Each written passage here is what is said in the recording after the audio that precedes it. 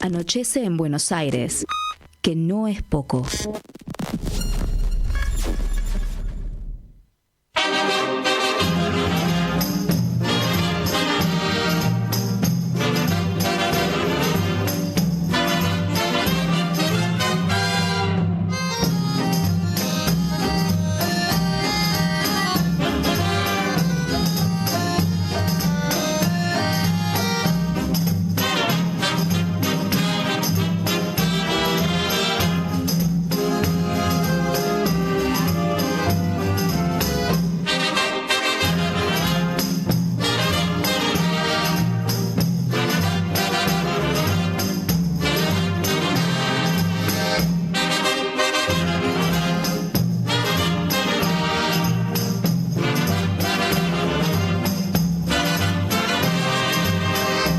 El domingo en la tribuna un gordo se resbaló.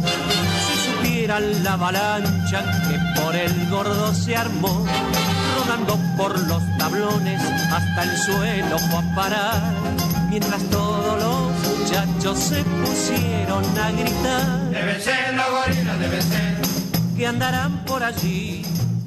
deben ser los gorilas, deben ser. Buen día, ¿cómo están ustedes, mis queridas y mis querides? Vamos a comenzar de una forma muy especial nuestro programa con la lectura de un poema, pero no lo voy a leer yo, lo va a leer ella.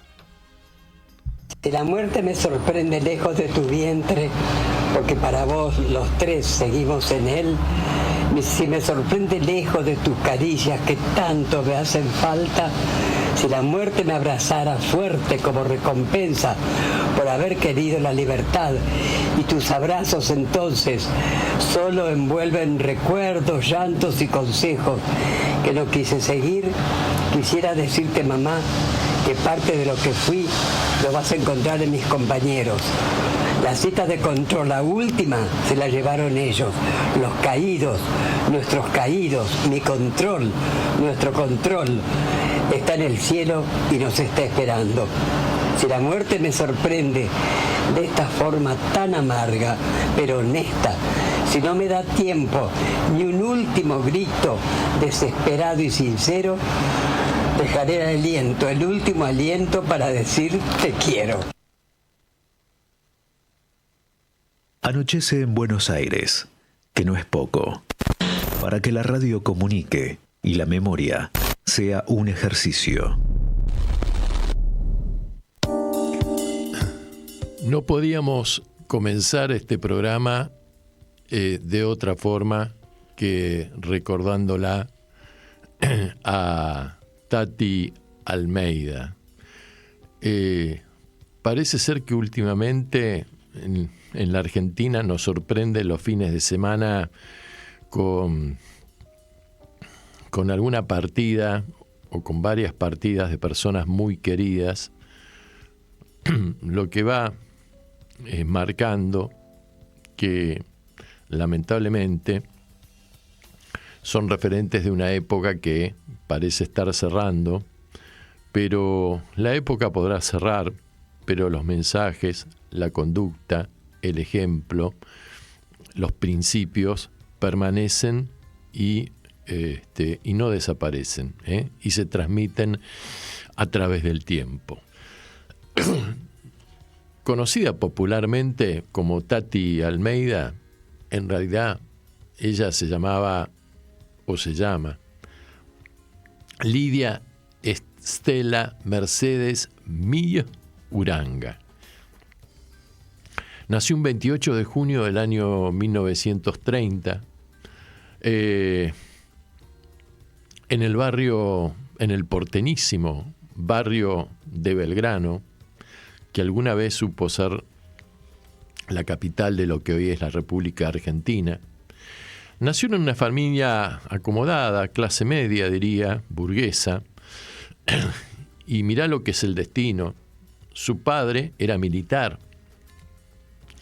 Se llamaba Carlos Vidal Mí y fue un oficial de caballería, creo que llegó a ser coronel. Su mamá, de origen entrerriano, pertenecía a una familia acomodada de Entre Ríos, se llamaba Alicia Uranga, y su tío, Raúl Uranga, fue gobernador de la provincia de Entre Ríos durante la presidencia de Arturo Frondizi, allá por la década del 60. Tuvo 4 hermanos. 3 eran mujeres y 1 varón. Y el varón también fue coronel. Y las hermanas se casaron además con oficiales de la Aeronáutica Argentina. O sea, una familia evidentemente con una impronta militar, de formación militar. Su infancia transcurrió muy feliz entre la provincia de Mendoza y la provincia y Buenos Aires. Estudió magisterio en la Escuela Normal Superior número 7, en el barrio porteño de Almagro, y ejerció la docencia durante algunos años. Contrajo matrimonio con Jorge Almeida, a quien conoció en el magisterio en el año 1953, y tuvieron 3 hijos: Jorge, Alejandro Martín, ¿no? O sea, Jorge, Alejandro Martín y Fabiana. Su hijo Alejandro Martín, al momento de su desaparición, militaba en el ERP 22 de agosto. Fue secuestrado cuando tenía apenas 20 años de edad, era prácticamente un adolescente.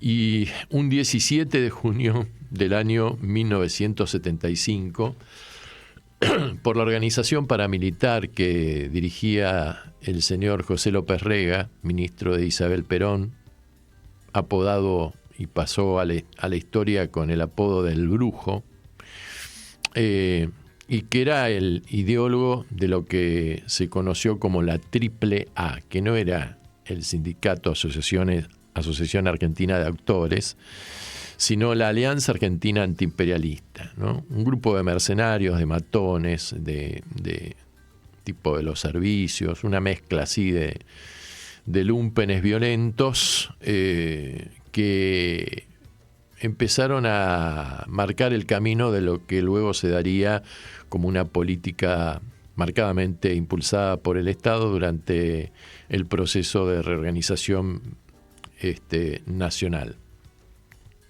a partir del año 1976. Todavía permanece desaparecido. Ella nunca tuvo noticias de su hijo, aunque militó, colaboró para recuperar la identidad de centenares de hijos de gente secuestrada y desaparecida durante la última dictadura militar.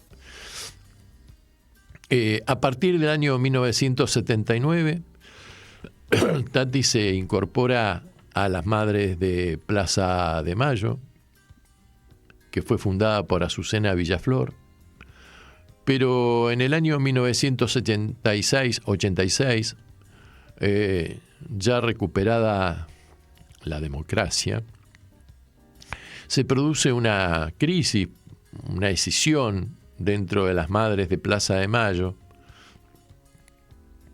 y entonces se escinde la organización con la Asociación Madres de Plaza de Mayo, línea fundadora, a donde ella pasa a continuar con su militancia. Cuando fue secuestrado, Alejandro Martín cursaba el primer año de la carrera de medicina en la Universidad de Buenos Aires y además trabajaba como empleado público en la Agencia Estatal de Noticias Telam, que acaba de ser casi disuelta por el gobierno libertario que encabeza el presidente Javier Milei. Ella siempre manifestó que no sabía que su hijo militaba en política, pero una vez que decidió sumarse a la búsqueda de su hijo, revisando entre sus papeles, descubre una agenda que revelaba su militancia activa en el ERP. El ERP era el Ejército Revolucionario del Pueblo, una organización trotskista que aplicaban del punto de vista militar la teoría del foquismo, ¿no? Que en cierta forma quiso también llevar a cabo el Che Guevara en Bolivia. El foquismo se proponía como táctica abrir un foco de combate militar, hacerse fuerte en ese foco, en ese punto, y luego expandirse, que es lo que hizo el ERP en la provincia del Tucumán y que originó el posterior operativo Independencia, que fue liderado primero por el general Abdel Vilas y luego por el general Antonio Bussi. Su brazo político era el Partido Revolucionario de los Trabajadores, su líder político era Roberto Santucho,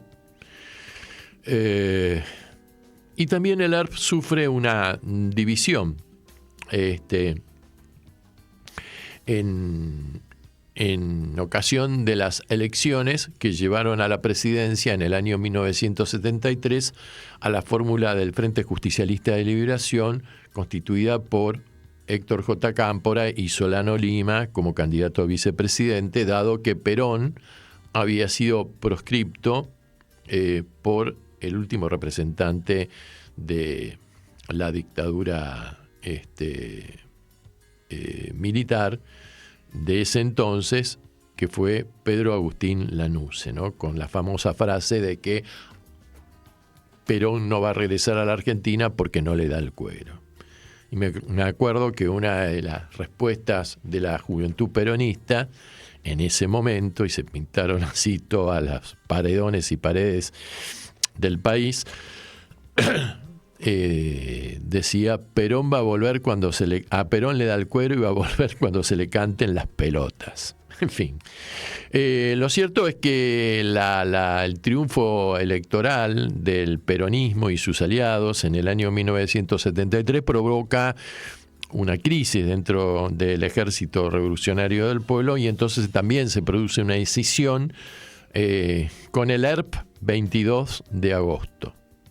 22 de agosto, en homenaje a lo que había sido años, muy poco tiempo atrás, la masacre de Trelew, ¿no? Y que fue marcada por la fuga de presos políticos de distintas tendencias políticas, donde estaba el ERP, Montoneros, la FARC, etcétera, del penal de Rawson.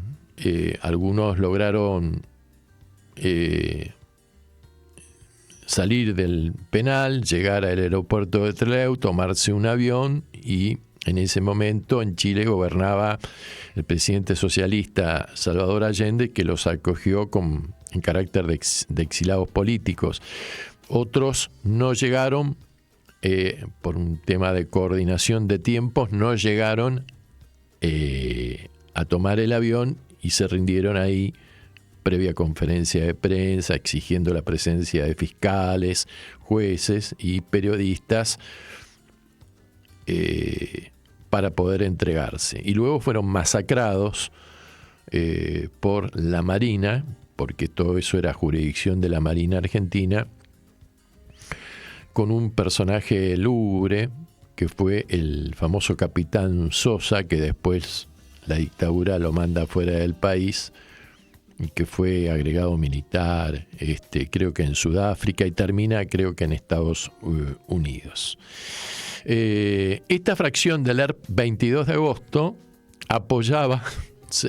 decidió apoyar electoralmente al Frejuli, y en el año 1974 se adjudicó bueno, asesinatos, hubo homicidios de dos importantes dirigentes provenientes del nacionalismo católico en la Argentina, Jordán Bruno Yenta y Carlos Alberto Zaccheri. Lo cierto es que Tati en esta agenda encontró 24 poemas escritos por su hijo, y ella decidió publicarlos en el año 2008 bajo el título Alejandro, por siempre amor. En el año 2010 se editó un CD con estos poemas interpretados o recitados por actores y músicos, como por ejemplo Alfredo Alcón, Arturo Bonín, Joan Manuel Serrat, Raúl Rizzo e Ismael Serrano. Una mujer ejemplar, una mujer sencilla, una mujer culta, que hasta último momento entregó su vida, y que estaba muy esperanzada por las banderas que tenían y que tienen que recoger la juventud, es decir, las generaciones posteriores a las madres y a las abuelas, que lamentablemente se nos están yendo por la ley de la vida. Ella tenía 95 años y la última vez que la escuché fue el 24 de marzo en la Plaza de Mayo, con la conmemoración del Día de la Memoria, la Verdad y la Justicia, que fue una manifestación realmente emocionante por la espontaneidad de la concurrencia de la gente que hubo en esa ocasión. Estaba en silla de ruedas, se movilizaba en silla de ruedas, y bueno, se nos fue y queríamos rendirle este sincero homenaje, porque siempre va a estar presente en nuestro corazón y en nuestra memoria. Bien, les cuento que estamos emitiendo la emisión, estamos saliendo al aire con la emisión número 461 de Anochece en Buenos Aires, que no es poco, para que la radio comunique y la memoria sea un ejercicio, y que hoy, en la segunda parte de nuestro programa, vamos a tener un lujo, nos vamos a dar un lujo, porque vamos a estar en nuestro recorrido por la Patria Grande. Estamos ya en Centroamérica, camino hacia México y Estados Unidos, con el que yo considero uno de los más brillantes y destacados economistas que hay en nuestra región, César Viglianona, con el cual vamos a estar hablando de qué es lo que está sucediendo en El Salvador con el gobierno autocrático del señor Nayib Bukele, que controla todo en forma, diría yo, casi es un reinado, ¿no? En donde reina la corrupción, maneja todos los estadios del Estado, pero tiene un punto débil, que es la economía, que lentamente puede ir carcomiendo ese poder que ha logrado construir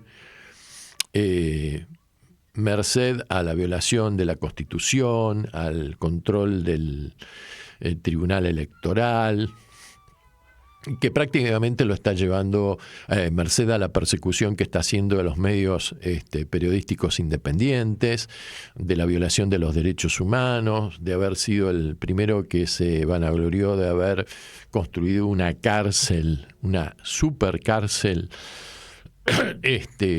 a donde, entre otras cosas, él dice que se alojan los que integraban las pandillas que asaltaban a su país, mientras otros medios dicen que él ha negociado con los principales cabecillas de estas mafias delincuenciales, y que evidentemente es uno de los tantos aliados incondicionales que tiene la derecha norteamericana en el continente, y por supuesto de muy buena onda y relación con el gobierno libertario que todavía está en la República Argentina.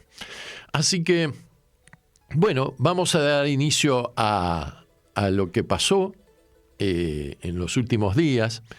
Y les cuento que, bueno, venimos de un feriado nacional, un feriado largo, en conmemoración de uno de los grandes líderes populares que ha tenido nuestro país. Esto hay que remarcarlo porque los feriados nacionales se toman como feriados turísticos y nos olvidamos un poco de por qué estamos celebrando ese feriado. Y tiene que ver con nuestra identidad histórica, con nuestra memoria, con nuestra cultura, ¿verdad? Con nuestra forma de ser. Y este feriado justamente se recordó a don Martín Miguel de Güemes, uno de los próceres más importantes que tuvo nuestro país en el transcurso del siglo XIX. Además, el hombre era pintonazo. y además formaba parte de un grupo en donde tenía muy buena onda con San Martín, con Belgrano, con Dorrego. Era el hombre era federal. Llegó a ser gobernador, familia acomodada dentro de Salta. El padre había sido funcionario de la burocracia española antes de la independencia o antes de la Revolución de Mayo de 1810. Tenía una hermana, la Macacha Güemes, que también era muy politizada y que lo siguió a él y le hizo la pata en su política durante toda su vida. Él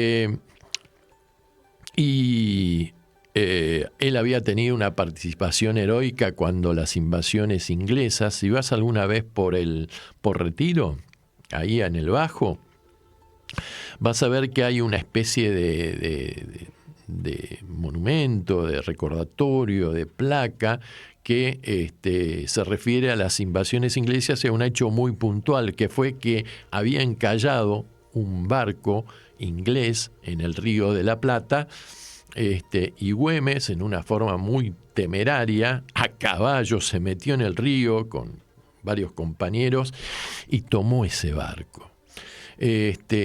Bueno, Güemes llegó a ser gobernador de la provincia de Salta y llegó impulsó una serie de leyes y de gobierno, y un estilo de gobierno popular. Impuso el denominado fuero gaucho. Los gauchos eran personajes marginales de la sociedad de ese entonces, y bueno, él les dio la posibilidad de tener una normativa legal que los protegiera, y jugando con San Martín frente al poder realista que avanzaba desde el Alto Perú, Güemes formó un ejército popular, las montoneras, los gauchos de Güemes, los infernales de Güemes, que a través de un sistema de guerrillas hackeaban a los realistas que bajaban y que no conocían la geografía, a diferencia de los gauchos de don Martín Miguel, y los tuvo en jaque mientras San Martín organizaba su campaña de liberar Chile y el Perú.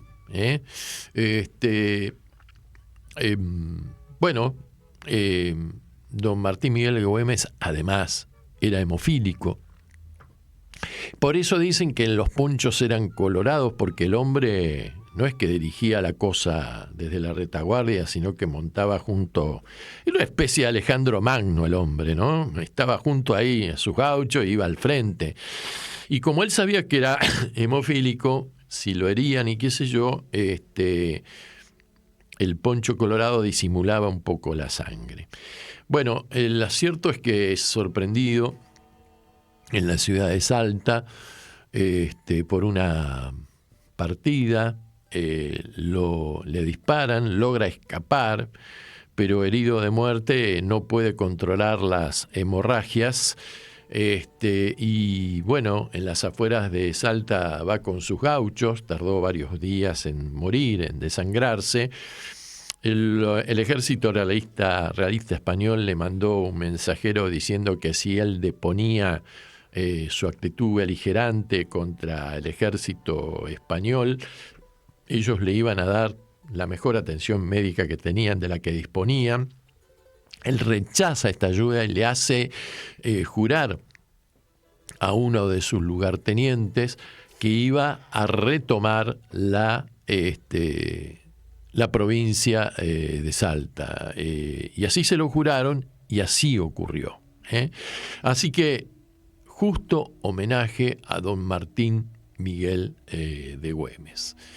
También este fin de semana durante la semana tuvimos un alegrón que fue el Mundial. Un Mundial que viene con mucha polémica, jugado o disputado en 3 países, México, Canadá y Estados Unidos. En vez de aprovechar esto Estados Unidos como para mostrarse como un país amigable hacia la humanidad, bueno, la verdad que continúa con la política agresiva que ha tenido hasta ahora el presidente Trump con los inmigrantes, con la gente de color, en fin, maltratando a referees que provienen del África, a jugadores que también de ese continente como el Congo, ni hablar con el seleccionado de la República Islámica del Irán, que los obligan a entrar, a salir, por lo tanto están en condiciones de inferioridad deportiva, y que tuvieron con Nueva Zelanda su primer partido inaugural y realmente muy bien jugaron. A mí personalmente vi el partido y me gustó mucho el número 9 de ellos, Taremi, un jugadorazo, un número 9 que estaba en la defensa, en el mediocampo, y también creando la jugada y definiéndola. No sé si lo viste el partido, Guillermo, de Irán el otro día. No, me dice que no. Bueno, el tema es que, pero a ver, es un país que no es futbolero, y además venía con toda una impronta de la guerra, medio marcado y qué sé yo, ¿no? Estigmatizado. A pesar de lo cual vos sabés que parece ser, el estadio estaba lleno, ocurrió que se desplegó un cartel o una bandera en donde hacían referencia al recuerdo de la masacre del primer día de guerra de bombardeo que originó la guerra por parte de Estados Unidos y que mataron a 190 estudiantes, principalmente chicas. Esto, por supuesto, que no salió por la televisión, porque, en fin, hay censura. Un poco con un cargo de conciencia, el presidente de la FIFA, el señor Infantino, se dirigió luego a los vestuarios para tener una charla con el equipo iraní y pedirle disculpas en cierta forma de que toda esta decisión de que no podían entrar, de que tenían que pedir visa cada vez que juegan en Estados Unidos, etcétera, etcétera, no respondía a una decisión de él, sino que venía por otro lado, ¿verdad? Pero les dijo, ustedes tienen que estar orgullosos del papel que han desempeñado en este partido, ante su pueblo, ante su familia, bueno, un poco despegándose de Donald Trump. Y la Argentina debutó. Y debutó la verdad que cuando yo vi el partido, como todos ustedes, cuando Argelia nos hizo el primer gol, dije que al final lo anularon, dije, uy, de nuevo el síndrome el fantasma de Arabia Saudita. Bueno, luego también le anularon un gol a la Argentina, pero después se dio lo que los, en fin, entendidos y analistas nos habían adelantado, de que nos enfrentábamos a un equipo que era muy bueno en el ataque, veloz, muy bien preparado desde el punto de vista físico, pero que marcaban mal. Y se encontraron realmente con un Messi superlativo.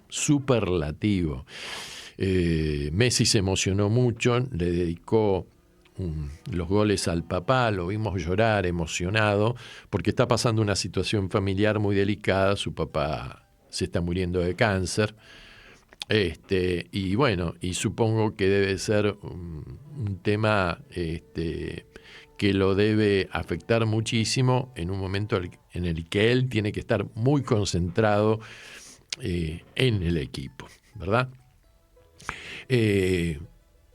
Creo que por la primera ronda, que de lo que estuvimos viendo, hay algunos candidatos: Francia, Argentina. Vamos a ver qué pasa con Estados Unidos, si realmente fue esto genuino, el resultado que logró ante Paraguay. Hay algunos que dicen que estaba arreglado el partido y que el Paraguay fue a perder. A mí me llamó la atención las pocas ganas que pusieron los paraguayos en la cancha, porque los guaraníes suelen poner bastante polenta en estos partidos. Alemania, que no jugó contra nadie, la verdad, jugó contra nadie. El equipo de Curazao parecía un equipo aficionado. Y bueno, y creo que por ahora nada más, ¿verdad? Así que donde va a empezar a mostrarse el perfil va a ser en la segunda ronda. Y bueno, y por lo menos la selección le dio una alegría a nuestro pueblo tan castigado, tan angustiado como está en estos momentos, ¿verdad? Bueno, lo cierto es que no sé si el que va a llegar a los octavos de final va a ser el todavía jefe de gabinete Manuel Adorni, que luego de la conferencia o del reportaje que dio por televisión la semana pasada y que explicó el tema del pendrive, y bueno, no convenció a nadie, ni decir a nadie de la oposición, no convenció ni siquiera a quienes están coordinados por él, que son los ministros que conforman el gabinete y el equipo de gobierno del presidente Milei, ¿verdad? El hombre está muy comprometido porque no puede explicar cómo logró hacerse $200.000 y esos $200.000 se transformaron en 500.000. Está plagado de contradicciones, dejó pruebas por todas partes, en reportajes, filmados, audios. Ahora resulta que con el hermano tenían una hipoteca impaga de $22.000 sobre una propiedad, que tardaron más de una década en pagar esa hipoteca. Entonces surgen preguntas, por ejemplo, ¿por qué no utilizaron el dinero de los $200.000 para saldar esa hipoteca? ¿Por qué después dijo que bueno, que había invertido esto en bitcoins, cuando antes había dicho que no le gustaban los bitcoins, y algunos estudiosos en este tema de inversión dicen que de ser real la historia, esa inversión de $200.000 en el año 2013 o 2014 en bitcoins, hoy le deberían haber redituado más o menos unos 46 millones de dólares. Bueno, se enfrenta a un complicado panorama judicial por dádivas, enriquecimiento ilícito, tal vez dinero en negro, y algunas fuentes dicen que estaría tratando o que tentaron a través del pendrive, ¿no? Agarrándose del tema del pendrive, de encontrar personas que pudiesen colaborar en una táctica, estrategia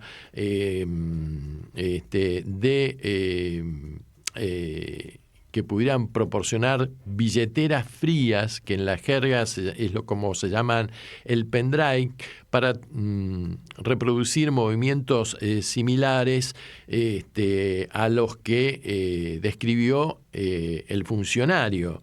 Pero si bien encontraron estos colaboradores a los cuales le hicieron promesas importantes, cuando les propusieron también que prestaran su nombre para figurar en las propiedades adquiridas, se borraron cuando le dijeron el nombre de quien estaba involucrado, Manuel Adorni. Bueno, lo cierto es que este tema habían elaborado una estrategia que era que después del reportaje televisivo de la semana pasada, él iba a aparecer, como había ocurrido ya en una primera oportunidad, con todo el gabinete respaldándolo. Pero esto no ocurrió así. El único que salió, hubo dos personas que salieron a apoyarlo. Una, la diputada Liliana Lemoine, que parece ser que también empieza a tener problemas con su declaración patrimonial jurada y algunos bienes que ella no declaró, así que va a tener que dar posiblemente también algunas explicaciones. Esto es una ola de corrupción dentro de este gobierno, como es una mancha de aceite que se está expandiendo todos los días y que los va a terminar arrastrando a todos.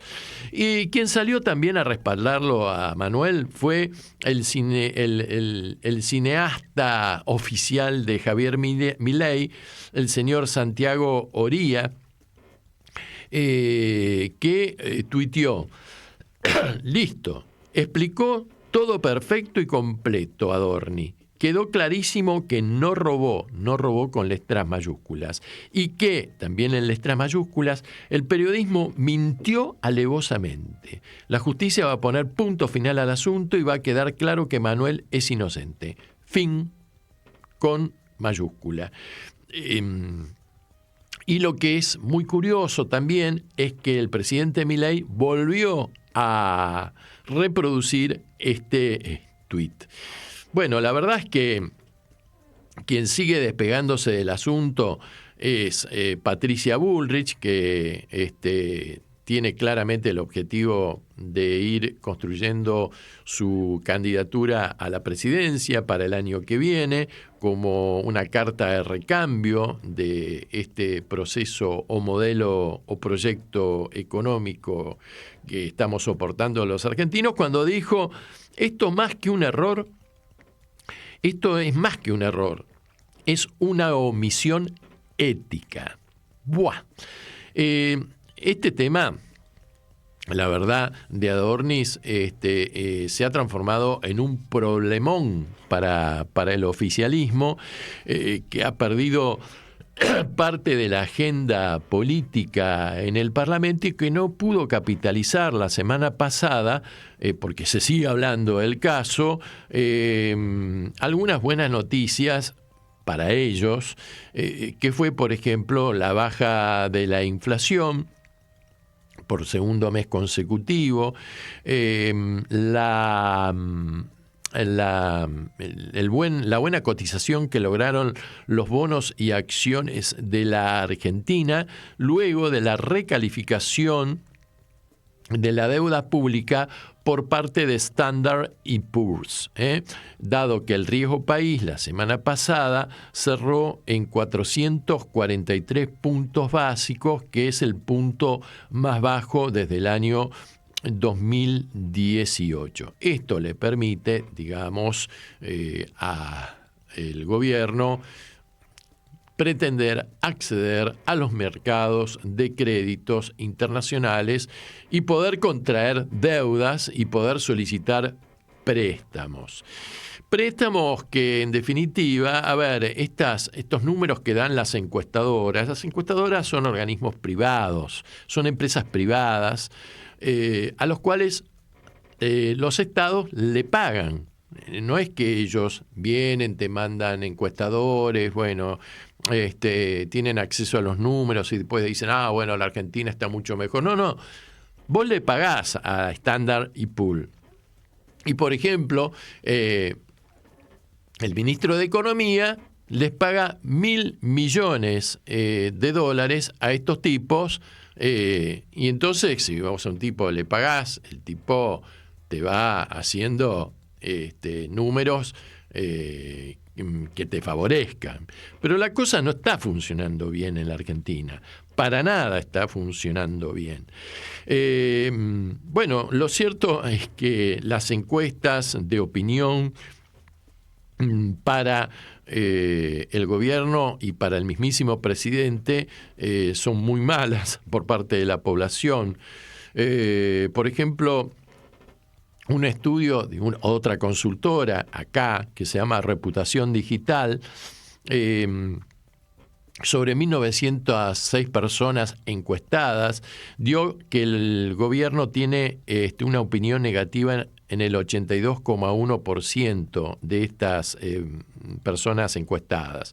Es decir, de cada 100 personas, 82 son negativas y solo 7 fueron positivas. Bueno, lo cierto es que este asunto se le ha escapado de las manos al gobierno, y hasta la misma oposición aliada al gobierno, principalmente los radicales y también el PRO. Luego parecería de una reunión que tuvo Mauricio Macri con el presidente, entonces le dijo, mirá, nosotros no podemos seguir bancando esta situación, nosotros te hemos apoyado en todo, no queremos, digamos, ser funcionales a la oposición mayoritaria que es el peronismo, pero esto ya es insostenible. Este hombre no. Cada vez que habla se hunde cada vez más y te compromete a vos. Y la pregunta del millón es ¿por qué el presidente, hasta último momento que está por llegar, está empecinado en sostener a este hombre, ¿no? Con el costo político que le está produciendo? Y yo creo que atrás de esto está Libra. Es decir, el chaleco de balas del presidente de la República, porque así lo manifestó el mismísimo Adorni en un reportaje que dijo que era una parte del cuerpo de Milei, y Milei evidentemente acepta esto, es porque si cae Adorni, Milei tiene miedo de que vayan contra él y contra su hermana. Total, ya perdió el año pasado al señor Espert, que está un narcotraficante, un tipo ligado al que también va a ser citado a prestar declaración indagatoria dentro de muy pocos días. Hay quienes dicen que la justicia va a acelerar todo este tema de Espert, de Adornis, el caso Andis, y que es muy posible que lleguemos a fin del 2026 con los principales personajes de estos escándalos, de estos negociados, de esta corrupción, procesados, ¿verdad? Bueno, lo cierto es que ya Patricia Bullrich logró esta semana postergar para la semana que viene la concurrencia de Adornis al Senado, que iba a ser interrogado por este tema de su patrimonio y el de su mujer también, ¿verdad? A lo cual se sumó ayer que mandó a la secretaria o su exsecretaria a comprar colchones y ropa de blanco por la cifra de 8,5 millones de pesos. La pucha que tienen que ser colchones de pluma de ganso, digo yo, qué sé yo. Bueno, en definitiva, postergaron esto. Adornis dijo que el 2 de julio va a concurrir al Senado para responder a las preguntas pertinentes. Él creyó que con el inicio del Mundial se iba a disimular un poco, que la gente iba a estar más metida en el fútbol y con la selección, y no es así. En estas últimas horas se está hablando de que podría presentar su renuncia, lo cual no lo va a librar de la investigación judicial. El gran problema del gobierno es, y de Karina Milei sobre todo, es cuál va a ser el reemplazante de Adornis. Se habla de que podría ser la misma Patricia Bullrich, pero me parece que Patricia está en otro proyecto. Y mientras todo esto sucede, el presidente de la Cámara de Diputados está firmando acuerdos, documentos y papeles en Israel. Martín Menem está en Israel, mostrando muy poca preocupación por la suerte de el jefe de gabinete. Mientras esto ocurre, la economía no funciona, la plata no alcanza, el nivel de consumo está deprimido, cerraron en los últimos tiempos 2.000 y pico de fábricas pymes en la Argentina, Asindar suspendió el funcionamiento, hoy se reinicia, pero desde el lunes hasta hoy suspendió el funcionamiento de sus hornos, está dando licenciamiento al personal.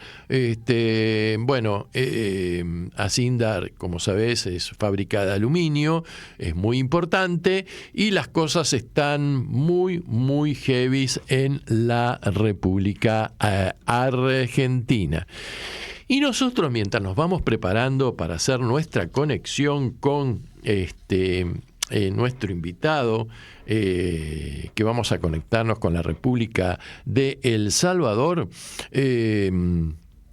vamos a cerrar, como siempre le ponemos un poquito de humor, con dos capos, Tato Bores y Federico Peralta Ramos, que era un actor que llegó a actuar con Tato, famoso en la década del 60, estuvo metido en el famoso y mítico Instituto Di Tella, y era la oveja negra de una familia patricia, nada más y nada menos que los fundadores de la ciudad de Mar del Plata, ¿verdad? Vamos a escuchar este videíto y vamos a ver este videíto porque es desopilante. Está en el puesto número 2 de la lista, Guillermo. Ahí están como nunca. Cada vez está más rico, yo no sé.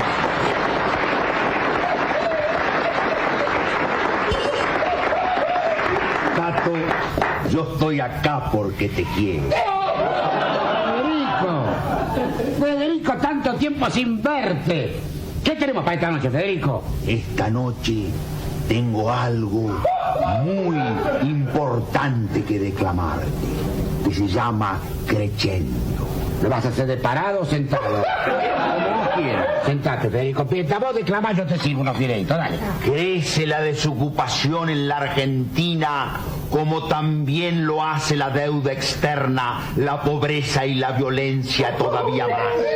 Sigue creciendo el éxodo de la gente del campo a las grandes ciudades y, por supuesto, los problemas de estas. Crece continuamente el costo de la vida y de la educación.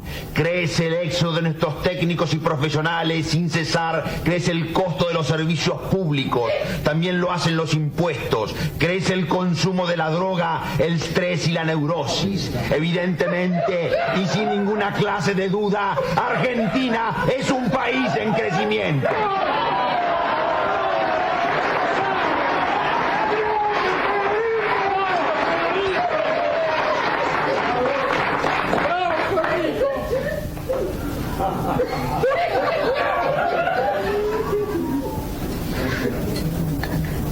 Come, Federico. Oíme. Me pusiste un poco nervioso. ¿No tendrías algún mensaje final un poco más optimista? Algo. Pero por supuesto, Tato. Yo tengo algo que nos va a levantar el espíritu a todos los argentinos. ¡Aló, Argentina! Nosotros los argentinos estamos peor que muchos, pero mejor que muchísimos. ¿Cómo dijiste? Sí, repito por millonésima vez. Nosotros los argentinos estamos peor que muchos, pero mejor que muchísimos. Bien, Federico.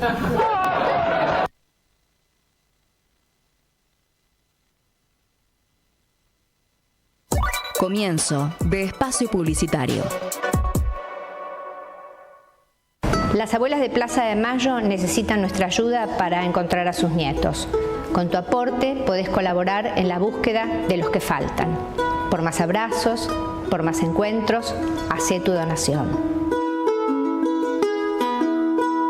www.abuelas.org.ar Radio Con Aguante. Hola amigos, amigas, soy Teresa Parodi, estoy saludando al público que escucha Radio Con Aguante con mucho cariño y agradecimiento porque hayan creado un espacio como este en donde podamos escuchar nuestras voces, nuestro pensamiento. Un abrazo grande para todos. Cooperativa, reciclando trabajo y dignidad. Trabaja activamente en el cuidado del medio ambiente, impulsando y participando en programas de reciclado, tanto de residuos sólidos urbanos, como papel, cartón, vidrio y plásticos, como en residuos eléctricos y electrónicos. Monitores, teclados, mouse, impresoras, televisores, estufas y todo tipo de aparatos eléctricos en desuso. Aplicando para tal fin políticas sociales sustentables mediante una gestión ambiental activa y a partir de ello generar trabajo formal para familias desocupadas. Si tenés algunos de estos residuos, comunicate al 4919-3226 o dirigite a José Martí 3425, Ciudad Autónoma de Buenos Aires. Más información en www.reciclandotodo.com.ar. Porque acá no se rinde nadie. Radio Con Aguante. Radio Con Aguante. La radio que resiste. Sentate, relájate y escuchá. Continuamos. Fin de espacio publicitario. Seguí escuchando. Anochece en Buenos Aires, que no es poco.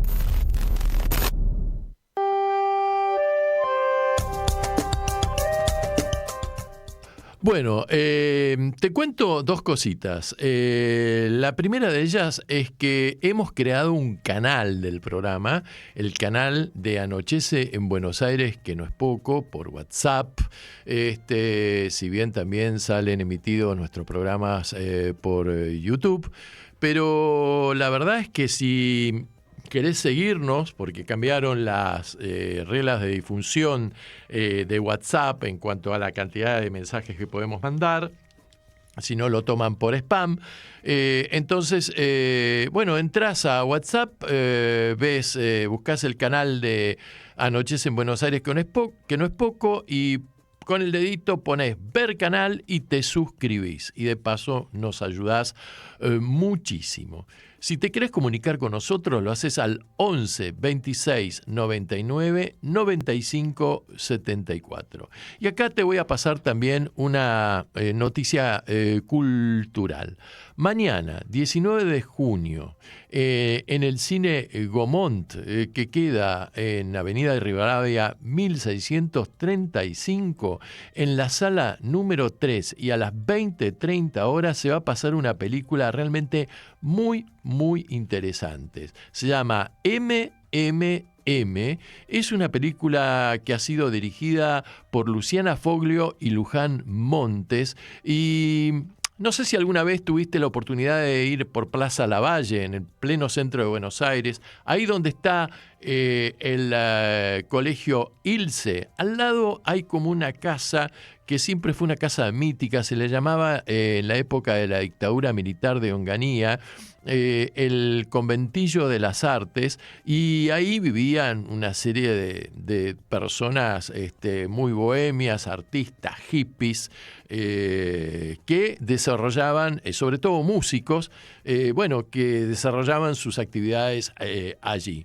Y una casa donde también varias veces tuvieron la visita de procedimientos militares que consideraban a estos artistas subversivos. Bueno, se ha hecho una película, estas personas, algunos han sobrevivido al tiempo, y la película, acá nos mandan la pequeña sinopsis que te la leo. Luego de una pausa de 40 años, algunos miembros del movimiento Música Más se reencuentran para llevar adelante un ciclo de actividades en el Centro de Arte Sonoro de Buenos Aires. Este regreso no solo reactiva una práctica artística colectiva, sino que también despierta interrogantes sobre las condiciones materiales del arte, los mecanismos de legitimación, el archivo y las decisiones vitales. En un mundo distinto en muchos aspectos, aunque inquietantemente parecido en otros, el movimiento de Música Más vuelve a poner en juego su potencia crítica y su vigencia. Mañana, 20:30 horas, Sala 3, Cine Gaumont,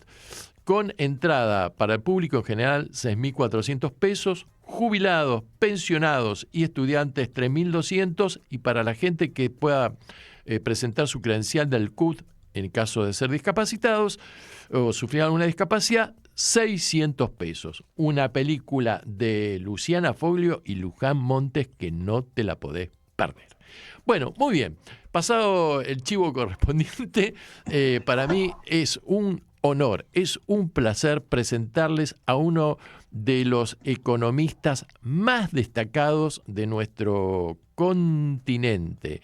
Se trata del señor César Viglianona, con el cual estamos conectados, aunque no lo veo en pantalla todavía, con la República de El Salvador. ¿Cómo estás, César? ¿Apareciste? Sí, muy bien. Mucho gusto, te he estado oyendo. Gracias por la invitación y un saludo a toda la audiencia.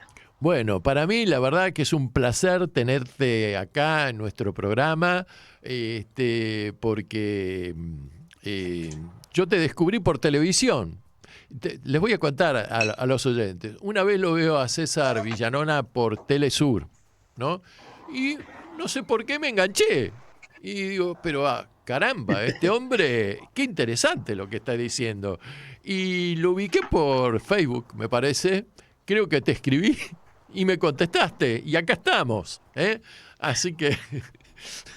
Sí, te agradezco siempre que me invita a tu programa. Y le doy seguimiento a tu programa. Bueno. Y tengo amistades en otros países que también me comentan. Bueno, menos mal. Positivamente. Así que es muy bueno que un entrevistado diga esto, porque yo digo que el programa se escucha mucho, nuestro programa, pero a veces, viste, los oyentes de acá dicen, no, debe estar haciendo un verso terrible y nada que ver, viste.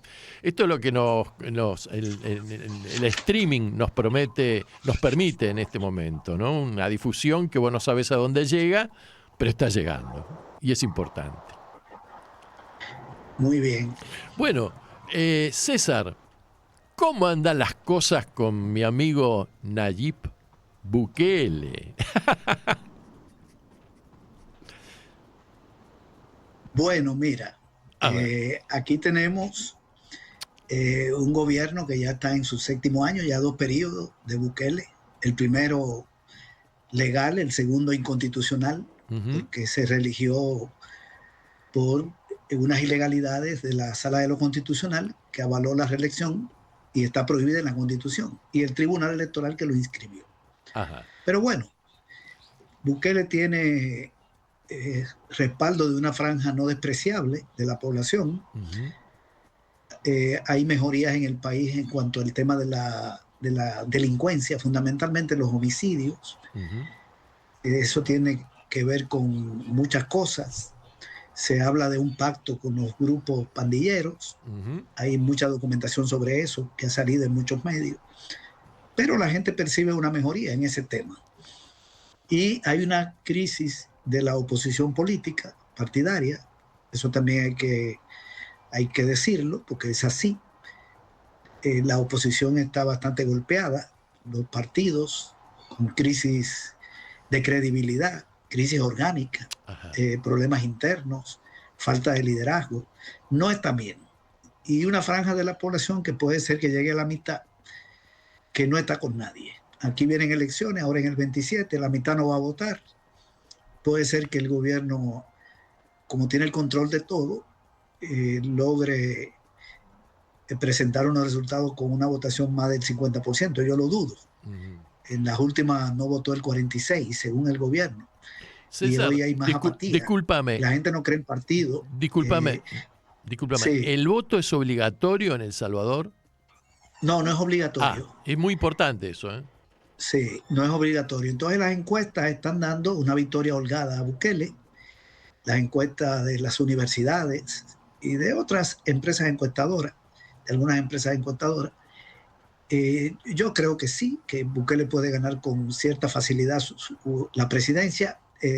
Son elecciones presidenciales en el 27, él terminaría en el 29, pero la adelantaron. Como tiene mayoría en la Asamblea, aprobaron que se adelantaran para juntarla con la de diputados y alcaldes, que también son en el 27. Él tenía que terminar en el 29. Entonces van por 6 años ahora. Wow. Entonces, creo que él puede ganar la presidencial y puede tener un resultado bueno en general, pero la mayoría de la gente no está con el gobierno ni con la oposición, pero de la que vota la mayoría está con él. Esa es una realidad. Hay una problemática o muchos problemas en el país. La gente, digamos, reconoce mejoría en seguridad y no quiere como darle el apoyo a los partidos que gobernaron. Eso se percibe en la población, está muy disminuido, pero aquí hay una problemática económica complicada, un deterioro de los servicios sociales y muchas violaciones del Estado de Derecho, violaciones al marco legal, persecución política, violación de derechos humanos. Aquí hay presos políticos, exiliados, mucha gente acusada de corrupción que le han levantado expedientes de la fiscalía. No hay prácticamente demostración de nada. Ya tenemos 7 años en eso, pero sobre todo desde el 21. Comenzó la persecución cuando Bukele logró mayoría en el Congreso e impusieron un fiscal de manera ilegal. Destituyeron al anterior, pusieron al que está. Lo mismo la Sala de lo Constitucional, que le faltaban 7 años a algunos. A 4 de los 5 magistrados los destituyeron, eligieron el mismo día a otros. Todo lo hicieron de manera ilegal, porque no demostraron ningún ilícito, no destituidos, no siguieron el proceso normal para elegir, pero desde el control de la Fiscalía y la Sala viene la reelección y la persecución política.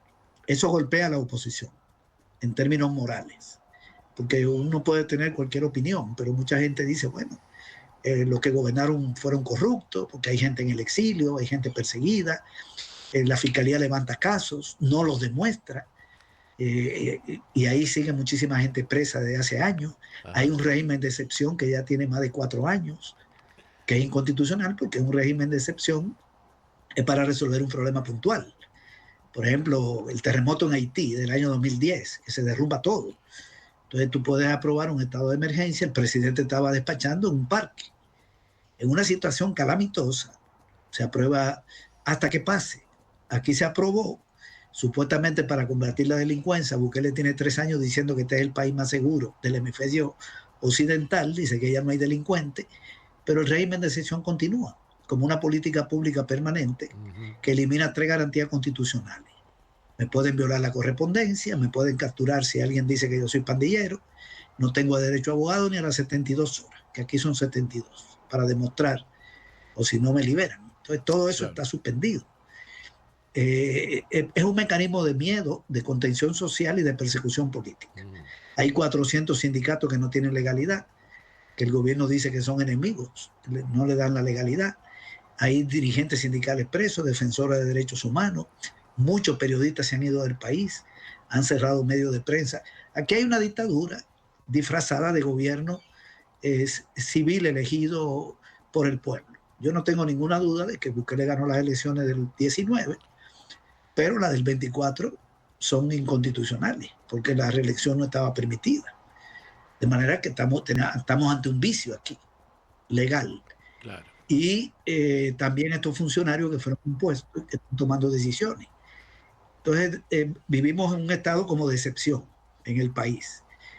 Hay miedo. Y el talón de Aquiles, bueno, tal vez lo más grave para, no sé, habría que ver, porque la violación de derechos humanos es grave, ¿verdad? Porque le dice que hay 15.000 pandilleros, que habían 15.000 presos ilegales, inocentes, que han liberado 7, pero quedan 8, de acuerdo a lo que él dice.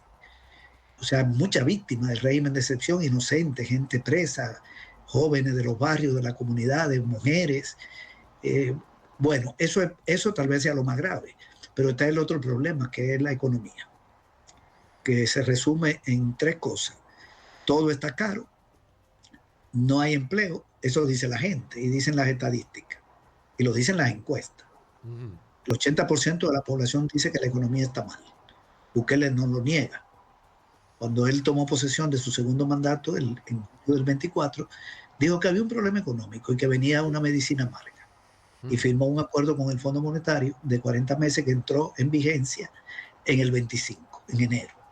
Y que ha implicado, ya tú sabes, recorte de gastos, etc. Y el otro problema es el deterioro de los servicios. Y yo agregaría también la pérdida de bases materiales. Ajá. El deterioro de la agricultura y de la industria. Se está desarrollando el sector construcción. El sector construcción está en auge, con préstamos de la banca e inversión privada, no pública. Pero la agricultura está muy mal, caída de la cosecha, de la ganadería. Y la industria, que aportaba el 16% del PIB, hoy aporta el 13%, ha caído 6% negativo entre el 19 y el 25. Y la agricultura ha caído más o menos 1%. En promedio negativo, en esos 6 años. Entonces ahí hay muchos problemas. Se ha concentrado la riqueza y la deuda pública está en 92% del Producto Interno Bruto. O sea, un endeudamiento muy extremadamente grande. Claro. Una deuda que ha crecido más que en los 3 gobiernos anteriores juntos y que llevó al gobierno a firmar este acuerdo con el Fondo Monetario. Claro. Para que no le cerraran las puertas de los préstamos. Claro. Ese es más o menos un resumito que te podía hacer.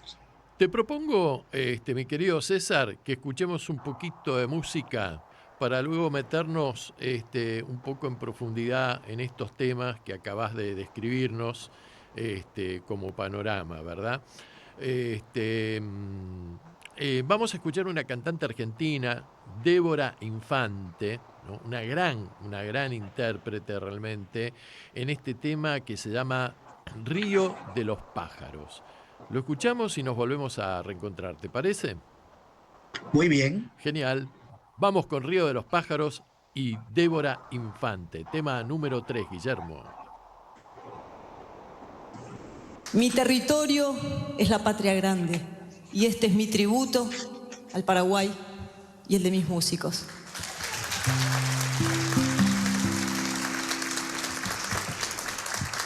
El Uruguay se hace presente con Aníbal Zampayo.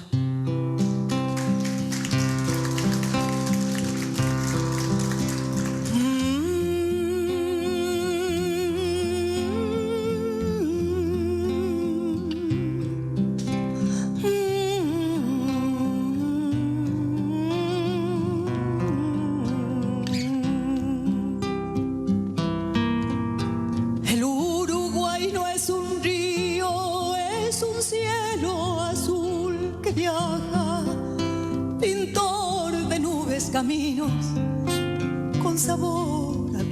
Juana. Ahí va. Los amores de la costa son amores sin destino, camalones de esperanza que se va llevando el río. Chua, chua, chua, ja, ja, ja. No cantes más, Torcasita, que llora sangre el Ceibal. Chua, chua, chua, ja, ja, ja. No cantes más, Torcasita, que llora sangre el Ceibal. Morenita la bandera, vihuesita de la costa, enrollate en la pollera, ponete a lavar la ropa. ¡Ahí va! Tu madre cocina charqui, tu padre fue río arriba, y vos te quedaste sola lavando ropa en la orilla. Chua, chua, chua, ja, ja, ja. No cantes más, Torcasita, que llora sangre el Ceibal. Chua, chua, chua, ja, ja, ja. No cantes más, Torcasita, que llora sangre el Ceibal.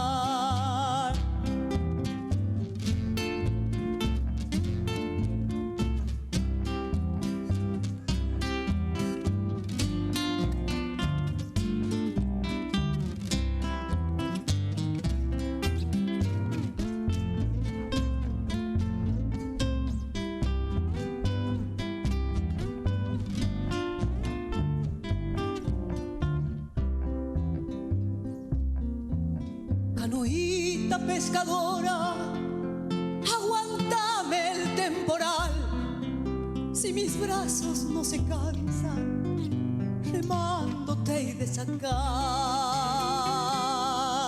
Guricito, pero tus ojitos de yacaré, barriguita chifladora, lobito color café.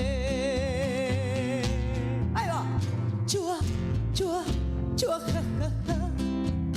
No cantes más, Torcasita, que llora sangre el Ceibal. Chua, chua, chua, ja, ja, ja. No cantes más, Torcasita, que llora sangre el Ceibal.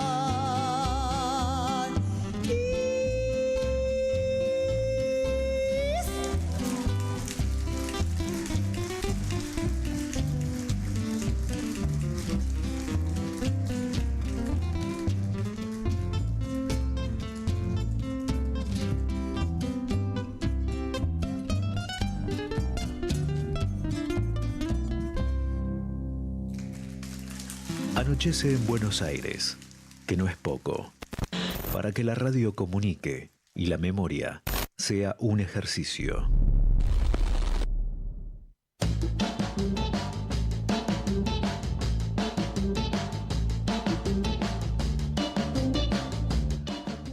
¿Te gustó, César?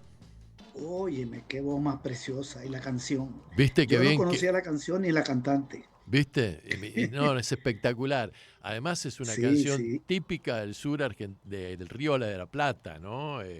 Compartida esta especie de guaraña así, entre uruguayos, mejor dicho, orientales, y argentinos, en esta construcción y defensa de nuestra identidad cultural, que es tan diversa, que es tan rica, que es tan linda en todo nuestro continente, ¿no? Sí. Muy bien, excelente. Bueno, César, retomando, estaba pensando en el raconto que nos hiciste. Desde el punto de vista económico, evidentemente nos describís una situación que silenciosamente podría carcomer o tendría que carcomer toda la cuestión, digamos, política que ha construido el señor Bukele, ¿no? Esto porque, viste, hay una polémica de los liberales, que es que la economía rige sobre la política, que la política tiene que seguir las reglas de la economía, como si la economía no fuera una ciencia social y humanística, y fuera solamente una disciplina de ciencias exactas o matemáticas y qué sé yo, ¿no? Pero la realidad demuestra que en general esa interpretación es errónea y fracasa, porque con el transcurso del tiempo, si la gente vive mal, llega un momento que banca, hasta que en un momento dado deja de bancar. ¿Cómo está reaccionando frente a este proceso de encarecimiento de la economía, que supongo que debe favorecer a una minoría en desmedro de las mayorías, que es lo que siempre ocurre con el neoliberalismo? ¿Cómo está reaccionando la sociedad salvadoreña frente a eso? Bueno, mira, la reacción de la gente se expresa fundamentalmente en opiniones de encuestas. Es muy claro, ya tiene varios años esta opinión. Por ejemplo, en diciembre del año pasado hubo una encuesta de la Universidad de los Jesuitas, donde el 80% dijo que la economía va mal. Ajá. Pero la mayoría decía que el rumbo era bueno, o sea, que iba a continuar con Bukele. Ahí hay una aparente contradicción. Pero tiene que ver con que la gente no ve todavía una opción. Claro. Y hay mucha promesa de mejoría. El gobierno tiene una propaganda fuerte, una estrategia de 20 componentes que actúan sobre la sociedad. Uno de ellos es la promesa de mejoría, estamos cambiando el país, la alianza con los grupos oligárquicos, el régimen de excepción, etcétera, la persecución política. Pero sí la gente expresa ese problema. Un poquito más del 30% dijo que ya no estaba comiendo algunas variedades de carne y leche fluida y huevo. Y un 35% de la población dijo que para terminar el mes se endeudaba con alguien. Ahí hay tres variables que expresan una problemática. Pero además esa queja es correcta, porque las estadísticas lo demuestran, las propias estadísticas oficiales. No hay que inventar. El gobierno da algunos datos, otros los oculta, los sociales, pero los económicos demuestran la situación. Pero más allá de la opinión en las encuestas y de gente que llama cuando hay un programa de radio y se queja, se queja. Ayer tuve yo un programa en una radio donde hubo muchas llamadas, donde la gente hablaba de los recibos de energía caros, que todo estaba caro.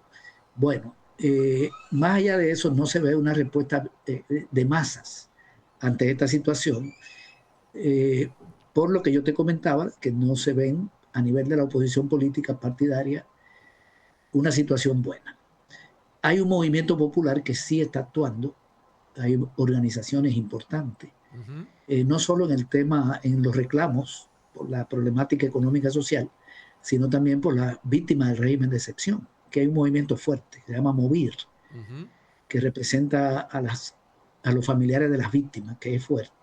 Y hay un conjunto de organizaciones que están aglutinadas en determinadas frentes de masa, donde hay sindicatos, organizaciones campesinas, grupos juveniles, de profesionales, comunitarios, feministas, de jóvenes, etcétera, que también dan muestra de fuerza en marchas, en protestas, sobre todo en fechas simbólicas, Día de la Independencia, del 1 de mayo, Día de la No Violencia contra la Mujer, el 8 de marzo, y a veces en otras fechas. Entonces hay fuerza, digamos, en el movimiento popular. Yo creo que ahí hay una expresión importante que canaliza ese malestar.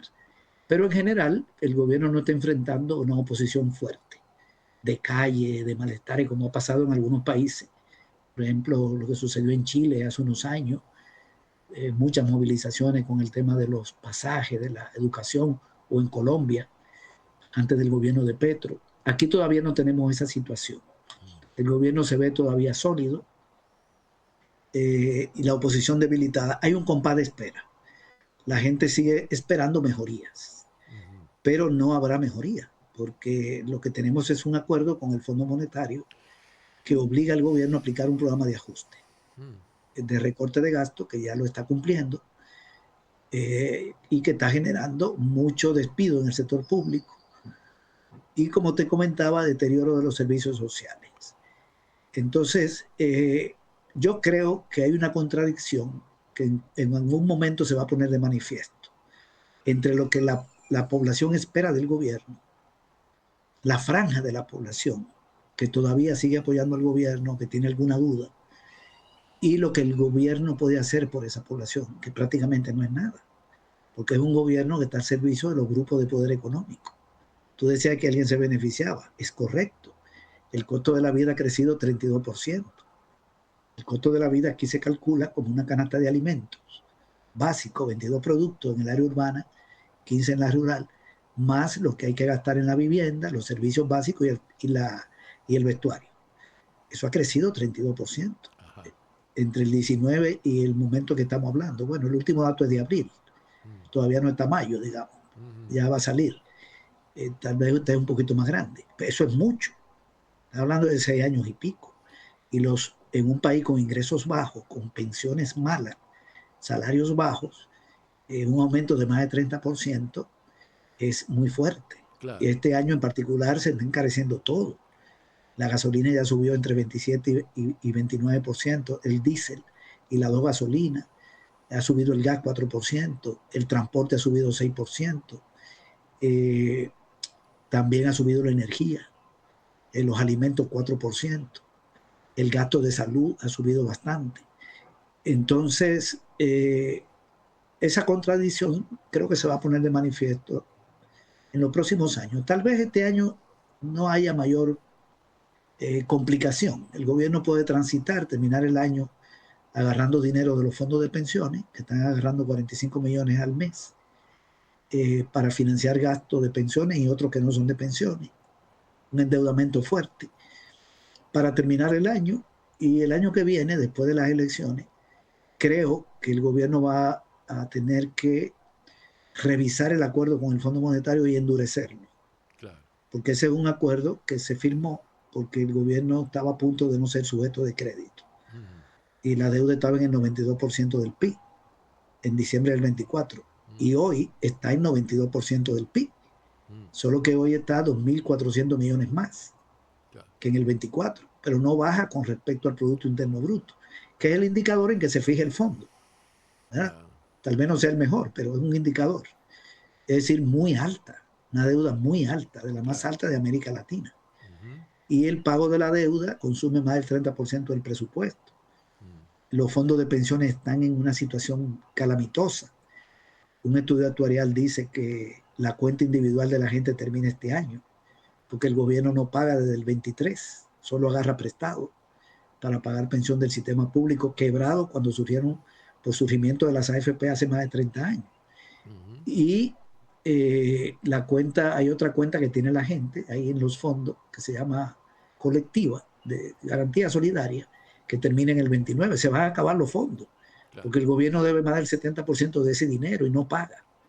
4 años sin pagar. Entonces el fondo está alarmado con eso, porque le preocupa el pago de la deuda, no por razones morales, ni mucho menos. Y entonces está este programa, que el gobierno lo está violando, por cierto, en muchos aspectos, y el fondo lo está tolerando. Lo está aplicando en lo que tiene que ver con recorte de gasto. El presupuesto de este año es $800 millones menos que el del 24, casi 10%. Estamos hablando de un país, no estamos en Argentina, aquí $800 millones es mucho dinero. El PIB anda en 34.000 y pico, 36.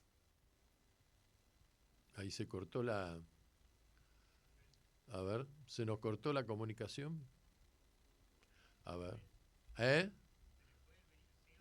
Bueno, se nos cortó. Vamos a reintentar la comunicación con César Villanona.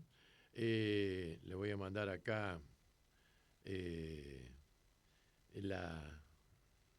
supongo que él se habrá dado cuenta también, ¿no? Que se cortó. Así que sin duda, él nos estaba relatando un poco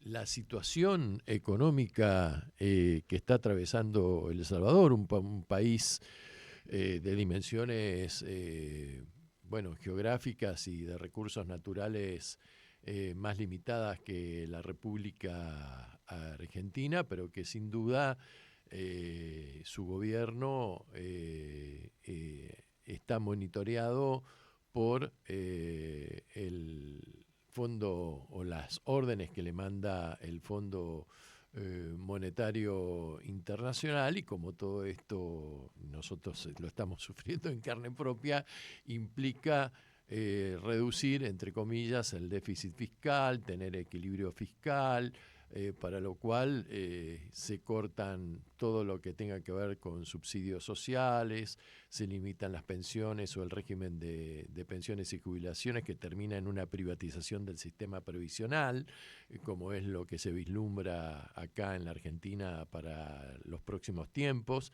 si es que le da el tiempo al gobierno de Milei, y y también todo lo que tiene que ver con los servicios públicos esenciales, el transporte, la salud y el acceso a una buena calidad de vida, en definitiva, que tiene que ver con por ejemplo, con la alimentación, ¿verdad? Y la ingesta de proteínas suficientes como para lograr un desarrollo físico e intelectual saludable de la población. ¿Cómo andamos con la comunicación, che? ¿Se cortó? Tengo una duda, que es si no hemos tenido una interferencia por ahí. Atento a la situación que nos describía César con respecto a este estado de excepción que está rigiendo en la República de El Salvador, ¿verdad? Te propongo que vayamos a escuchar un poquito el próximo tema mientras reintentamos la comunicación con César, a ver si volvemos a la normalidad. El video que vas a escuchar y el tema que vas a escuchar ahora son dos grandes. El comandante Hugo Chávez, siempre presente en la memoria popular, y un gran cantante y autor cubano, Silvio Rodríguez. El video se titula Aquí pasó, y es un poema que recita el mismísimo Chávez. Un verdadero privilegio para nosotros tener a Silvio Rodríguez aquí en Caracas una vez más, y a todos los compañeros que han venido. Ahora una sorpresa de un dúo que nace el día de hoy, se llama el dúo Silvio y Hugo. Silvio y Hugo, yo le voy a dedicar, este es un compromiso muy serio en el que me he metido yo, creo que es el más grave, el más riesgoso de toda mi vida. Yo le voy a dedicar a los pueblos de nuestra América, a los pueblos de nuestra América, a todo el pueblo venezolano, al pueblo cubano, a Silvio y lo que él representa, a la Cuba profunda, desde aquí a Fidel Castro, al pueblo cubano y a todos los que luchamos por la dignidad y por la justicia social. Voy a tener un inmenso honor de, con esta guitarra maravillosa y prodigiosa, tocada por las manos también prodigiosas de Silvio Rodríguez, decir un poema de un paisano de mi tierra, el poeta, el de Florentino y el Diablo, por cierto, ahora que estamos en tiempos de Florentino. Por aquí pasó, se llama, de Alberto Arbelo Torrealba. Para ti, Silvio.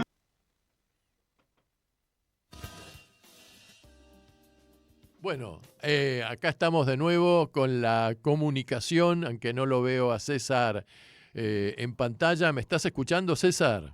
Sí, te estoy escuchando. No me di cuenta cuando se cayó la... Seguías hablando. No sé yo por dije, dónde iba. Chao, No sé por dónde Bukele nos interfirió. Afortunadamente apareció el comandante Chávez y Silvio Rodríguez. Mirá con quién te cubrí, nada más y nada menos que con estos dos monstruos. Yo dije, bueno, el estado de excepción nos aplicó el amigo Nayib. Así que bueno. No recuerdo por dónde se cortó, dónde iba. Estaba dando información. Bueno, estabas hablando de que vos creías que esto tendría que ser el año que viene posiblemente renegociado con el Fondo Monetario Internacional por todo este tema de ajuste y monitoreo que está llevando a cabo sobre la economía salvadoreña el Fondo Monetario Internacional. Sí, yo decía, porque cuando se firmó el acuerdo, la deuda era muy pesada, estaba en el 92% del Producto Interno Bruto, que es un indicador del fondo. No le dice nada a la gente, pero el fondo lo toma en cuenta. Y hoy sigue en 92%, no ha mejorado. Claro. En 16 meses ya de aplicación de la medida, estoy hablando de hasta abril de este año. Y consume mucho del presupuesto.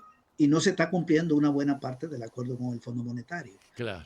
No sé si se escuchó cuando yo decía el tema de la transparencia y la anticorrupción. Es la primera vez que yo veo un acuerdo con el Fondo Monetario donde hay un capítulo que tiene que ver con este tema. Yo conozco muchos acuerdos. No estoy diciendo que no ha habido en ningún otro país, pero nos llama la atención que el gobierno reconoce en el acuerdo, en un capítulo llamado Transparencia y Anticorrupción, que no es transparente y que puede haber corrupción. Porque ahí aprobaron revelar la auditoría de los préstamos de los últimos años, del fondo de emergencia creado durante la pandemia, más de 800 millones, revelar los nombres de las empresas que le venden al Estado, de las personas que le venden al Estado. Eso no lo conocemos.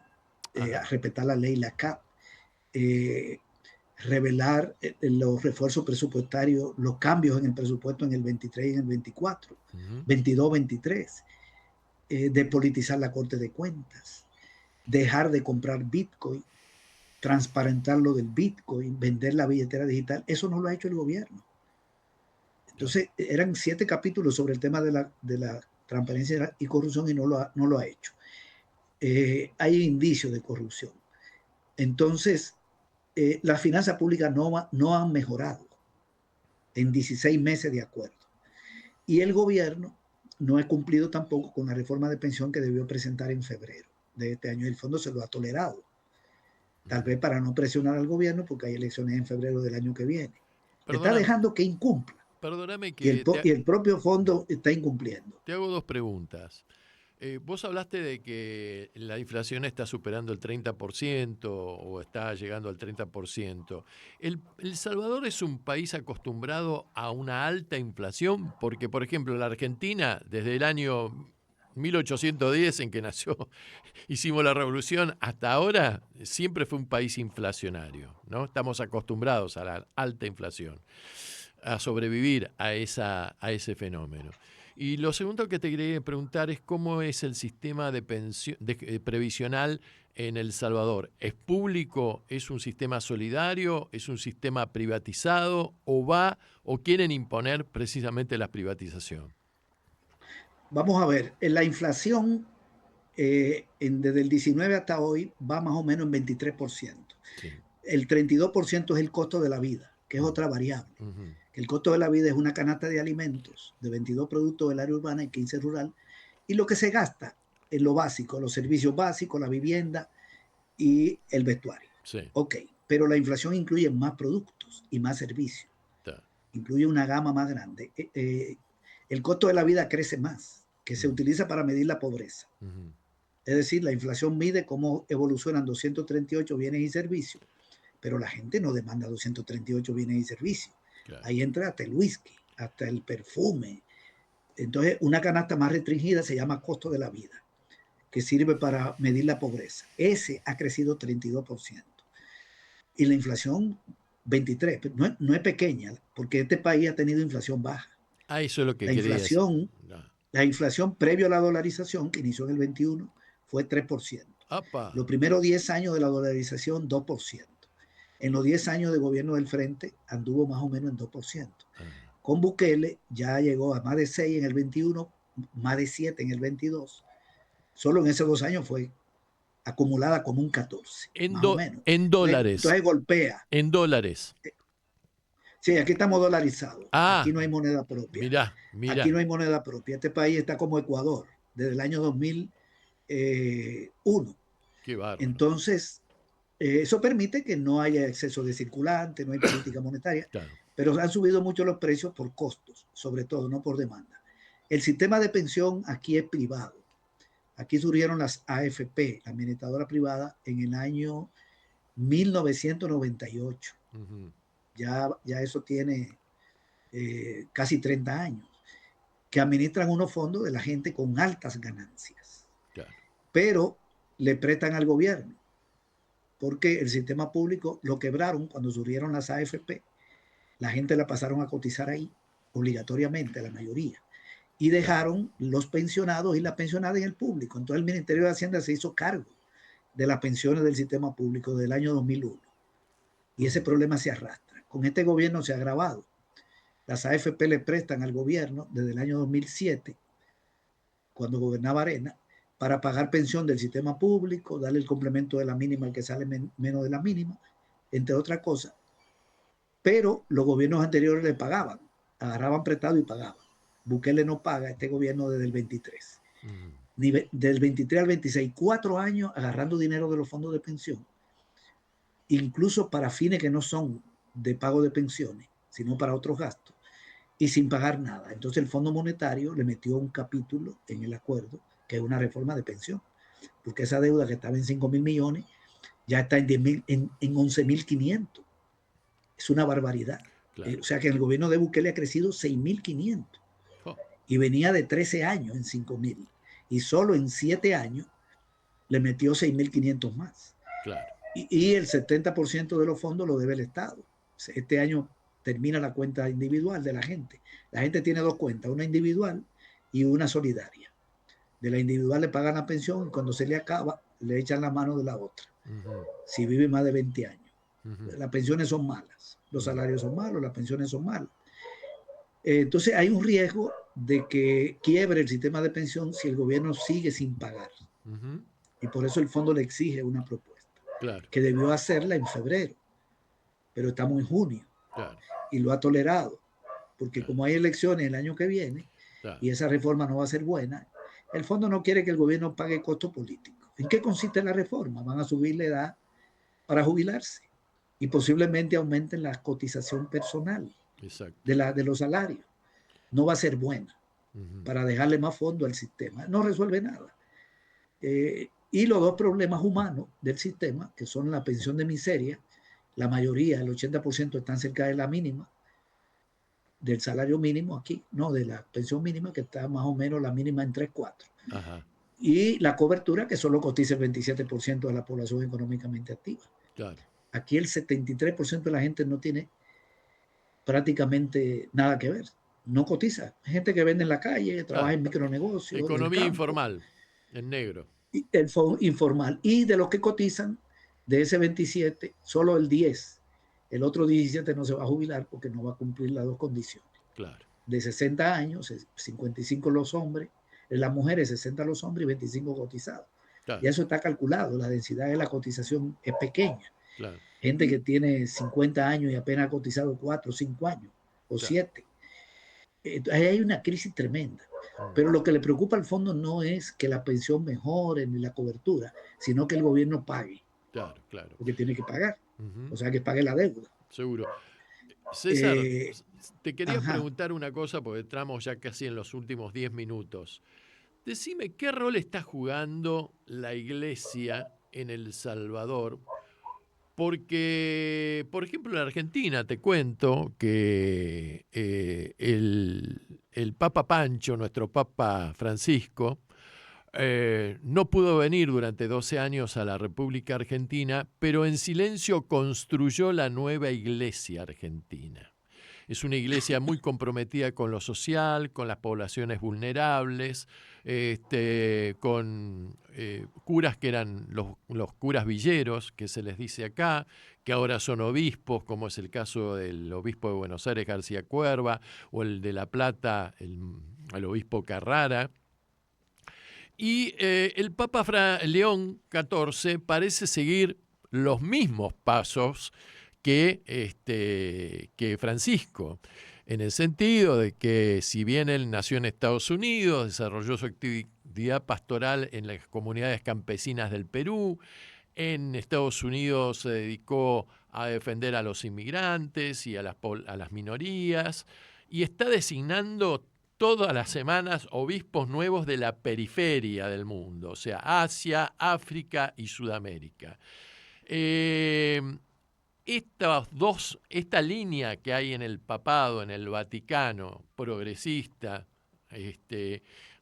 ¿tiene alguna manifestación en la iglesia salvadoreña o estamos ante una iglesia cerrada, minoritaria, en defensa de las oligarquías, digamos?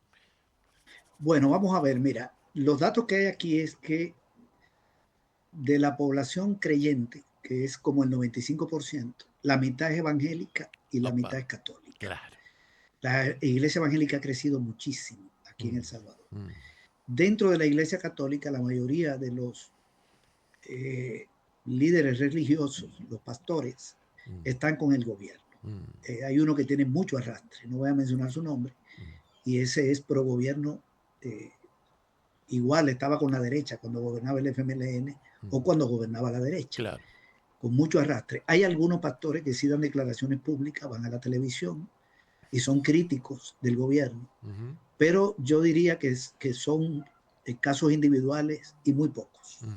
Entonces ahí, a nivel de los pastores, no de la feligresía, pero sí de los pastores, hay un alineamiento. De la católica, aquí hay una división. Hay algunos obispos que tienen posiciones críticas y algunos sacerdotes que no son obispos, que en programas de radio son críticos. El cardenal es bastante crítico del gobierno, critica mucho el tema de la pobreza, que ha crecido. La pobreza extrema ha crecido en 136,000 personas entre el 19 y el 25. Acaban de salir las encuestas del 25. Tenemos más pobres que en el 19. Más pobre extremo, que es carencia de alimentos. Sí. En un país con menos población, además, hay 330,000 personas menos. Aquí disminuye la población y sube la pobreza. Y sube la deuda pública en más de 15,000 millones. En casi 15,000 millones. Más de 70% en apenas 7 años. Pero hay otros obispos que están con el gobierno. Algunos no dan declaraciones, otros hablan, hacen una crítica, pero también uno le ve una tendencia que se inclina. La conferencia episcopal creo que no es compacta. Ahora, sí fijó una posición buena la conferencia frente al tema de la minería. En El Salvador estaba prohibida la minería metálica. Desde el año 2000, creo que del año 2011, si no me equivoco, desde el 2011. Y se aprobó a finales del 24 una ley que la permite. La minería, Bukele dio unas declaraciones, dijo que aquí había más oro que en Rusia. Mirá. Y lo digo así, porque hizo un cálculo y cuando tú multiplicas lo que él dijo por las onzas, etcétera, este país tiene más oro que Rusia. Una cosa totalmente equivocada, pero bueno, vendió esa idea y de que este país iba bañado en oro, íbamos a ser una Alemania, un país europeo, etcétera. Íbamos directo al primer mundo, vendiendo esa idea, y se aprobó la minería. Hay mucha resistencia en las comunidades y la conferencia episcopal se opuso y consiguió firmas. 150,000 firmas consiguió la iglesia en contra de la minería. Yo creo que ese proyecto no va. Hay resistencia en las comunidades donde hay minería, donde hay oro y plata, pues fundamentalmente oro, y la opinión de la iglesia creo que pesa mucho. Ya Bukele no habla del tema. Pasó el año 2025 y no hablan del tema. Estamos en el 26 y el tema está engavetado, pero está la ley. Entonces ahí uno ve una posición crítica. También hay críticas en el tema de las pensiones, el costo de la vida, pero no en la iglesia anterior, de los años 70, de la guerra, que había un obispo más comprometido como Monseñor Romero. Sí, mártir. Otros, vinculado a la teología de la liberación. Sí. Eso ha cambiado, pero yo diría que sí hay sectores críticos en la iglesia, a nivel de obispos y a nivel de sacerdotes que no son obispos. Claro. Son minorías, claro. pero ahí actúan y dan sus opiniones y en algunas ocasiones acompañan a la gente. Claro. También en algunas acciones de crítica que hace la gente de protesta. Aquí metieron preso a un pastor que participó en una marcha contra los desalojos en una comunidad. Tuvo meses preso. Mira. Lo liberaron, pero hay represión. Aquí hay mucho miedo, realmente, porque con este régimen de excepción, claro, cualquier persona puede caer presa. Seguro. Solo con que le digan que es pandillero. Claro.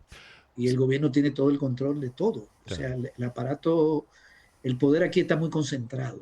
Claro. Imagínate, para darte una idea, de 60 diputados y diputadas, aquí no hay Senado, 57 están con el gobierno.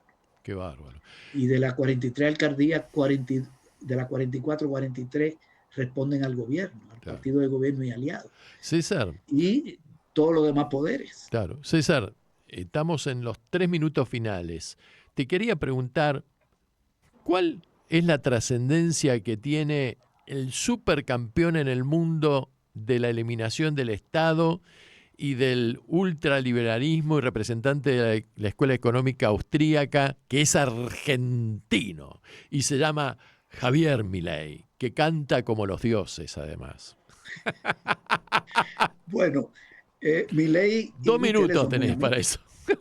Son muy amigos. Milei vino aquí a la toma de posesión de su segundo mandato. Felices. Creo que allá estuvo la canciller de aquí. No recuerdo bien. Representan lo mismo. Aquí han cerrado más de 20 instituciones públicas, han eliminado 31 programas sociales, hay procesos de privatización, acaban de aprobar una ley que permite concesionar todos los servicios públicos, se está iniciando la privatización de la salud. Eso es lo que tenemos, privatización, recorte de gastos sociales, son igualitos. Y también muchas violaciones del marco legal, mucha persecución. No sé en Argentina. En Argentina yo sé que la oposición es más fuerte. Sí, aquí pero... está más debilitada. Sí. Hay más... Pero son de la misma corriente. Claro. De la misma corriente. Y de la misma corriente de Trump. Claro, seguro. César, se nos acabó el tiempo, lamentablemente. Una vez más agradecerte tu disponibilidad de tiempo para Noches en Buenos Aires, que no es poco, y bueno, y el compromiso de seguir trabajando juntos y de difundir tus actividades allá en El Salvador y en el continente, y bueno, y de seguir informándole a nuestros pueblos lo que los medios económicos concentrados ocultan. Así que... Muy bien. Te mando un gran abrazo. Gracias a ti por la invitación. No, gracias por favor. Por darnos la oportunidad de dar estas opiniones. Claro que sí. Salen de El Salvador. Bueno, te mando un gran abrazo.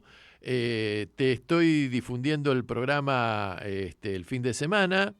Redistribuílo, hacelo llegar allá por todas partes, a donde tengas acceso. Y bueno, y seguimos en contacto, hermano. Muchísimas gracias. Muchísimas gracias. Un gran abrazo. Suerte por allá. Gracias, igualmente. Un abrazote. Nos vemos. Chao. Y vamos a Argentina en el Mundial. Ojalá. Claro que sí. Vamos todavía.